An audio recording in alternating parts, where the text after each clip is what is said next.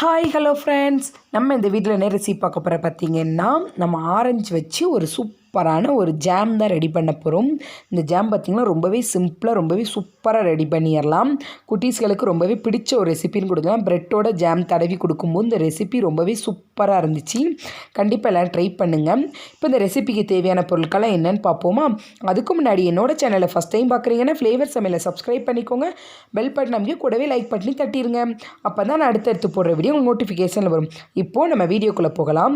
அதுக்கு பார்த்திங்கன்னா நான் ஒரு 4 ஆரஞ்சு எடுத்திருக்கேன். இதை ஃபஸ்ட்டு நல்லா க்ளீன் பண்ணி மேலே தோலெல்லாம் நல்லா கழுவி எடுத்து வச்சுக்கிடுவோம். நல்ல தண்ணி வச்சு நல்லா கழுவி எடுத்துக்கோங்க. கழுவிட்டு நல்லா ஈரம் இல்லாமல் தொடச்சி எடுத்துக்கலாம்.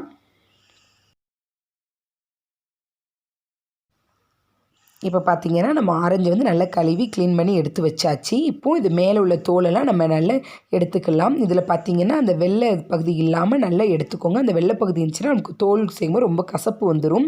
அதனால் அந்த வெள்ளை நார் பகுதி இல்லாமல் எடுத்துக்கலாம். இப்போ இதை குட்டி குட்டியாக ஒரு 2லேருந்து ஒரு 3 டேபிள் ஸ்பூன் அளவுக்கு கட் பண்ணி எடுத்துக்கிடுவோம். நல்லா ஃபைனாக கட் பண்ணிக்கோங்க. இல்லை நீங்கள் துருவி எடுக்கனாலும் எடுத்துக்கலாம். நான் ஃபைனாக பொடிசாக கட் பண்ணி எடுத்து வச்சுருக்கேன். இப்போ பார்த்திங்கன்னா நம்ம இந்த ஆரஞ்சு சொலைகள் எல்லாத்தையுமே உரிச்சிக்கலாம். தனித்தனியாக ஒரு பீஸாக உரிச்சுக்கிடுவோம். இதுலேயும் அந்த மேலே உள்ள ஒயிட் அந்த நாறு மாதிரி இருக்கிறத தனியாகவே எடுத்து வச்சுருங்க. அது சேர்க்கும் போது நம்மளுக்கு எப்படி கொஞ்சம் கசப்பு இருந்த மாதிரி இருக்கும். அதனால் இதை தனியாக எடுத்துகிட்டு நம்ம எடுத்து வச்சுருக்க சொலைகள்லாம் ஒரு மிக்ஸி ஜாரில் போட்டு நல்லா ஜூஸாக தான் இப்போ அரைச்சி எடுக்க போகிறோம். அதுக்கு ஒரு மிக்ஸி ஜார் எடுத்து வச்சு நம்ம எடுத்து வச்சுருக்க சொலைகள் எல்லாத்தையுமே ஆட் பண்ணிக்கலாம். இதை கொஞ்சம் கொஞ்சமாக சேர்த்து அரைச்சி நல்லா ஜூஸாக தனியாக எடுத்து வச்சுக்கலாம்.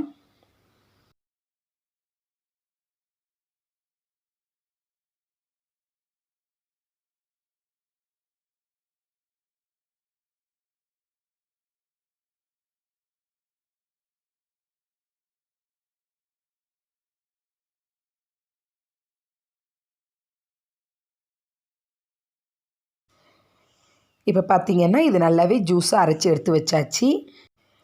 அடுத்து இதை பார்த்திங்கன்னா நம்ம தனியாக ஃபில்ட்ரு பண்ணி எடுத்துக்கிடுவோம்.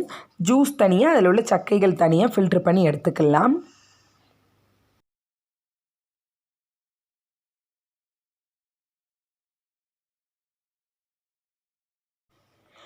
இப்போ பார்த்திங்கன்னா நம்ம எடுத்து வச்சுக்க 4 ஆரஞ்சையுமே நல்லா கட் பண்ணி நல்லா ஜூஸாக தனியாக ஃபில்ட்ரு பண்ணி எடுத்து வச்சுட்டோம். இப்போ நம்ம ஜாம் செய்ய ஸ்டார்ட் பண்ணிடலாம். அதுக்கு பார்த்திங்கன்னா ஃபஸ்ட்டு ஒரு பாத்திரம் வச்சுக்கலாம். அதில் நம்ம எடுத்து வச்சுருக்க ஜூஸ் ஆட் பண்ணிக்கிடுவோம். நம்ம 4 ஆரஞ்சில் பார்த்திங்கன்னா கிட்டத்தட்ட 1.5 கப் அளவுக்கு ஜூஸ் கிடச்சிச்சு. நம்ம தண்ணி எதுவுமே ஆட் பண்ணல, அந்த ஜூஸ் தான் தனியாக நம்ம எடுத்து வச்சுருக்கோம். 1.5 கப் ஜூஸ் ஆட் பண்ணிக்கிடுவோம். 1.5 கப் ஜூஸ்க்கு பார்த்திங்கன்னா அடுத்து நம்ம சுகர் வந்து 3/4 கப் அளவுக்கு ஆட் பண்ணிக்கலாம். 1க்கு பாதிங்கிற அளவுக்கு நம்ம ஆட் பண்ணுறோம். இதில் 1.5 கப்புக்கு 3/4 கப் சுகர் வந்து கரெக்டாக இருக்கும்னால நான் எடுத்துக்கிறேன். இப்போ இதெல்லாம் சுகர்லாம் நல்லா சேர்ந்து கரைஞ்சி வர அளவுக்கு நல்லா மிக்ஸ் பண்ணி விட்டுக்கிடுவோம். இப்போ பார்த்திங்கன்னா நம்ம எடுத்து வச்சுருக்க சர்க்கரை எல்லாமே நல்லா கரைஞ்சிருச்சு. நம்ம இப்போ பொடுசாக கட் பண்ணி வச்சுருக்க ஆரஞ்சு தோல்களை இதோடு ஆட் பண்ணிக்கலாம். இதை ஆட் பண்ணி ஒரு 5லேருந்து ஒரு 7 நிமிஷத்துக்கு நல்லா ஃபஸ்ட்டு கொதிக்க விட்டு எடுத்துக்கிடுவோம்.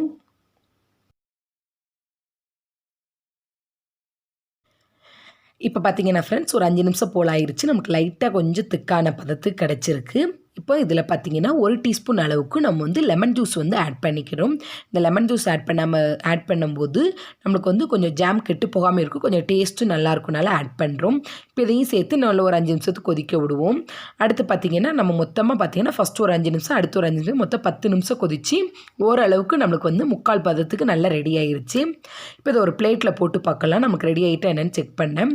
இப்போ இதில் ஒரு ட்ராப் விட்டு பார்த்தோம்னா நம்ம சென்ட்ர கோடு போட்டு பார்க்கும்போது ஜாம் வந்து 2 பக்கமுமே எந்த பக்கம் இல்லாமல் அப்படி நிற்கணும். இதில் பார்த்திங்கன்னா லைட்டாக வருது, அதனால் இது வந்து பதம் கரெக்ட் இல்லை. இன்னும் கொஞ்சம் கொதிக்க விட்டோம்னா நம்மளுக்கு ரெடி ஆயிரும். இப்போ பார்த்திங்கன்னா அடுத்து ஒரு 2லேருந்து ஒரு 3 நிமிஷம் விட்டோம். கிட்டத்தட்ட கரெக்டாக இது பார்த்திங்கன்னா ரெடியாக ஒரு 15 நிமிஷம் போல் ஆகும். இப்போ இதை வந்து ஒரு ட்ராப் விட்டு பார்ப்போம். இதை விட்டிங்கன்னா பாருங்கள் எந்த பக்கமுமே இதாகலை. கரெக்டான பதத்துக்கு நம்ம வந்து ஜாம் வந்து ரெடி பண்ணியாச்சு. இந்த ஜாம் பார்த்திங்கன்னா கண்டிப்பாக குழந்தைங்களுக்கு ரொம்பவே பிடிச்ச ஒரு ரெசிபின்னு கூட சொல்லலாம். குழந்தைங்களுக்கு பார்த்திங்கன்னா நமக்கு தனியாக ஆரஞ்சாக கொடுக்கும்போது கண்டிப்பாக குழந்தைங்க வந்து சாப்பிட மாட்டாங்க. அதனால் இப்படி ஜாம் மாதிரி ரெடி பண்ணி கொடுக்கும்போது குழந்தைங்களுக்கு ரொம்பவே பிடிச்சதா மாதிரி இருக்கும். நல்லா ப்ரெட்டோடு சேர்ந்து சாப்பிடும்போது ரொம்பவே சூப்பராக டேஸ்ட்டாகவும் இருக்கும். இப்போ இதை பார்த்திங்கன்னா நல்லா ஆற வச்சுட்டு ஒரு கண்ணாடி பாட்டிலில் மாற்றி எடுத்து வச்சுக்கலாம். நான் பார்த்திங்கன்னா 4 ஆரஞ்சு போட்டால் இதில் வந்து 1/4 கப் அளவுக்கு நம்மளுக்கு கிடச்சிருக்கு. இந்த பாட்டிலுக்கு ஒரு 1/4 கப் அளவுக்கு கிடச்சிருக்கு. இப்போ இதை கண்ணாடி பாட்டிலுக்கு மாற்றிக்கிடுவோம். நம்மளுக்கு இப்போ பார்த்திங்கன்னா ரொம்பவே சூப்பரான வீட்டிலே ரொம்பவே ஈஸியாக பண்ணக்கூடிய ஆரஞ்சு ஜாம் வந்து ரெடி ஆயிருச்சு. நீங்களும் இந்த ரெசிபியை செஞ்சு பார்த்து சாப்பிட்டுட்டு எப்படி இருக்குன்னு கமெண்ட் பண்ணுங்கள். இந்த வீடியோ உங்களுக்கு ரொம்ப பிடிச்சிருந்துச்சுன்னா உங்கள் ஃப்ரெண்ட்ஸ் அண்ட் ஃபேமிலியோட ஷேர் பண்ணிக்கோங்க. மறக்காமல் ஃப்ளேவர் சமையலை சப்ஸ்கிரைப் பண்ணிக்கோங்க. Thank you friends. இந்த வீடியோவை கடைசி வரை பார்த்ததுக்கு ரொம்ப நன்றி. மீண்டும் ஒரு வீடியோவில் சந்திப்போம்.